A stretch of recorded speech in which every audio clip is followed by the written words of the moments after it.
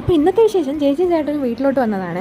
കല്യാണം കഴിഞ്ഞിട്ട് ആദ്യമായിട്ടാണ് ചേച്ചിയും ചേട്ടനും ഒരുമിച്ച് വീട്ടിലോട്ട് വരുന്നത്. വെറും ഒരു രാത്രി നിൽക്കാനാട്ടോ വന്നത്. അത് കഴിഞ്ഞിട്ട് അവർക്ക് വേറെ പ്ലാൻസ് ഉണ്ടായിരുന്നു. പിന്നെ വന്ന ഉടനെ പിന്നെ എന്താ ആദ്യത്തെ പരിപാടിയായി ഫുഡ് അടി എല്ലാം കഴിഞ്ഞിട്ട് ടെറസിൽ പോയി എൻ്റെ ഫിഞ്ചസിനെയൊക്കെ നോക്കാൻ പോയി. കുറച്ച് നേരം അവിടെ നിന്ന് പിന്നെ സമയം പോകാൻ കുറച്ച് നേരം സിനിമ എല്ലാം കണ്ടിരുന്നു. പിന്നെ എങ്ങനെയോ ഉറങ്ങി എണീച്ചിട്ട് രാത്രിയായപ്പോൾ പിന്നെ ഫാമിലി ആയിട്ട് നമുക്കൊന്ന് പുറത്ത് ഫുഡ് കഴിക്കാൻ പോകാമെന്ന് വിചാരിച്ചു.